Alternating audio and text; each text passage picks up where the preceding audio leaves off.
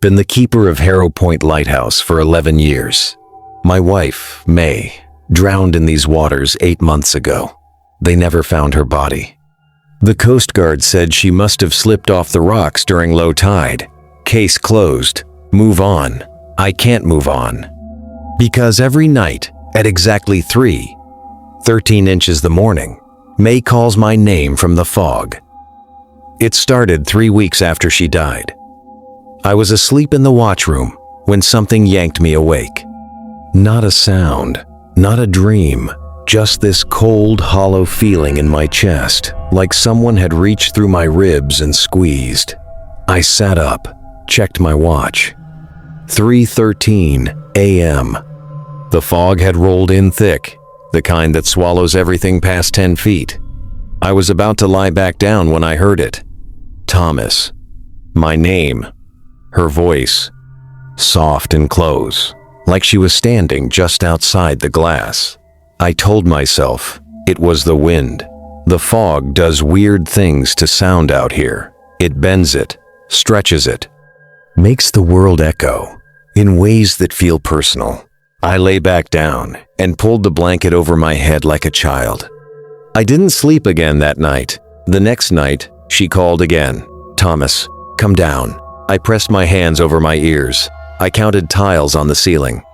I turned on every light in the room and sat with my back against the wall until the sun came up. When I finally went outside, I found wet footprints on the rocks below.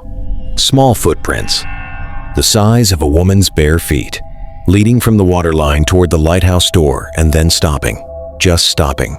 Like whoever made them had stood there a long time and then sunk straight down into the ground. I told myself it was a seal. Seals don't have feet. I knew that.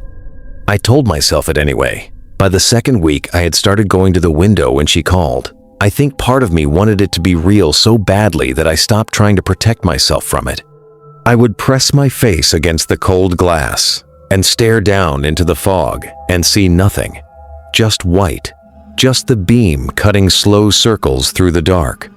And her voice rising up out of all that white, saying my name over and over.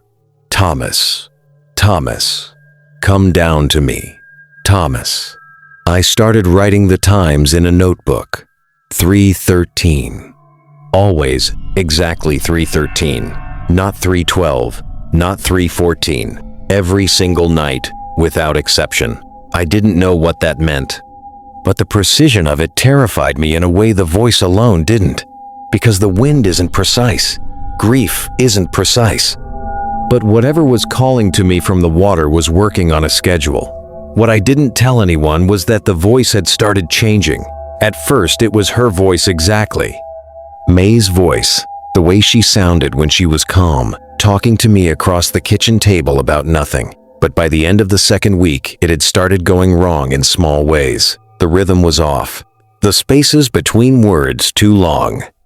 Like something that had learned how to say her words, but hadn't learned how to breathe between them. Thomas. I am. Cold. Come. Down. I threw up after that one. Then I went back to the window, because I couldn't stop myself. The footprints were there every morning now, always starting at the waterline, always ending at the door. On the 19th night, I made a decision. I was going to go outside, stand at the railing, and look down at the water, see what was there, or see nothing. Either way, I would know. I sat in the watchroom with my coat on, and my boots laced, and I waited. At 3:12, the fog thickened. I watched it happen.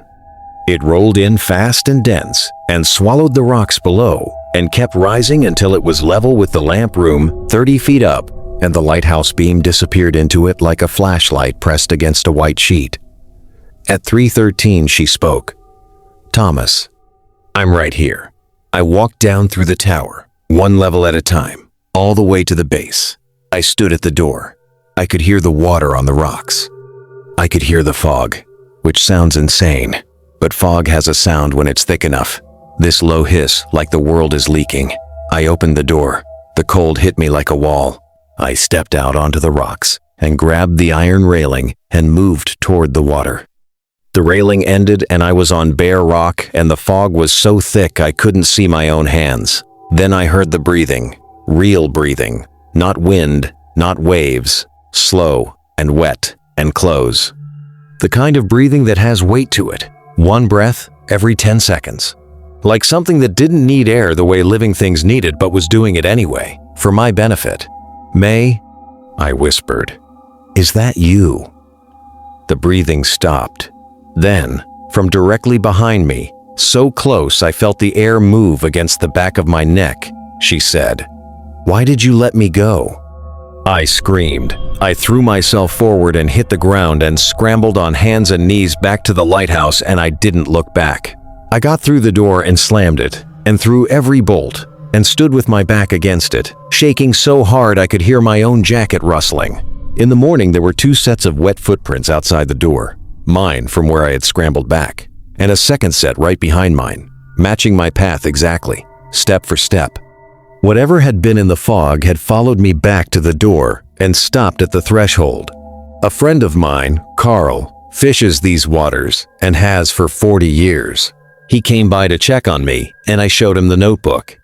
He sat at my kitchen table and read every page without saying anything. Then he asked me what time May went into the water. I told him the Coast Guard estimated sometime before dawn. We didn't know exactly. Carl said his grandfather had a name for what comes up out of deep water when someone drowns and the body doesn't come back. He called them the left behind. He said they're not the person anymore. They just wear the person's last feelings like a coat. The love, the fear, whatever was there when the water closed over them. He said they always want to pull someone down with them, not out of cruelty. Just because they don't know how else to stop being alone. I asked him what I was supposed to do. He said, don't go to the water's edge at night. He said, don't let it speak your name and respond to it more than 3 times. He said he didn't know if that last part was true or just something his grandfather believed, but he said it like a man who wasn't willing to take chances. I had already responded to it more than 3 times. I didn't tell Carl that. That night I sat in the watch room with all the lights on and my back against the wall. At 3 to 13, she called, "Thomas." "I know you can hear me." I didn't answer. "Thomas, I'm not going to hurt you." I didn't answer. Then the knocking started. Not at the door, at the window. 30 feet up, nothing outside but air and fog. Something knocked on the glass. 3 slow knocks. The same way May used to knock on the bathroom door when she wanted me to hurry up. I stopped breathing. The knocking came again. Then her voice, right against the glass, like a mouth pressed to the other side. "Let me see you. Just let me see your face." The glass cracked, not shattering. A single crack running from the top corner to the bottom, slow and deliberate, like a finger dragging down from the outside. I ran downstairs, grabbed my keys, and drove. I didn't know where I was going. I just drove until the lighthouse was out of sight. I slept in a parking lot in town. 3 hours. The best sleep I'd had in weeks. When I drove back in the morning, I found the front door standing open. I had bolted it before I left. All 3 bolts. The lock was intact. The bolts were intact. The door was just open. On the floor inside, written in water on the concrete, were 2 words, "Come back." I recognized the handwriting, every curve of it. May's handwriting. I stood there for a long time. That night I didn't run. I sat in the watch room at 3:12, and I spoke out loud to the empty room. I said, "May is dead. What is in the water is not May. May is gone, and she is not coming back, and I am going to live." I said it 3 times, felt insane, felt necessary. At 3:13, the voice came, but it didn't say my name. It made a sound I have never heard come out of a human throat. Low and long and layered, like several voices trying to speak at once through one mouth. The crack in the window spread. 3 more lines splitting out from the first. The room went cold fast. The kind of cold that feels deliberate, that has direction. Then it said, in May's voice but completely flat, every word the same, wait with nothing behind it.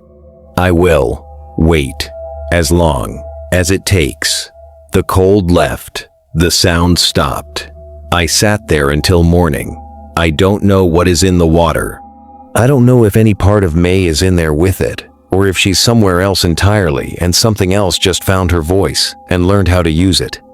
I don't know if Carl's grandfather was right about any of it. What I know is this: I still hear it every night at 3:13. I don't answer. I don't go to the window. I sit against the wall and wait for it to pass. Most nights it does. Last night it didn't. Last night the voice came and I didn't answer, and the window cracked further and the cold rolled in and I sat with my eyes shut. Then the knocking moved, off the window, across the ceiling, slow and deliberate, crossing the room above me, then down the wall, then stopping, right behind my head. I didn't move. I didn't open my eyes. Then May's voice, warm, completely normal, exactly the way I remembered it, the way it sounded on our wedding day and every morning after for 9 years, said softly in my ear, "I'm already inside, Thomas. I am writing this at 6 a.m. I have not moved from this spot. Every light in the lighthouse is on. I have not heard another sound. Tonight is going to come, and I don't know what happens at 3:13 anymore." Subscribe for more horror stories if you enjoyed this.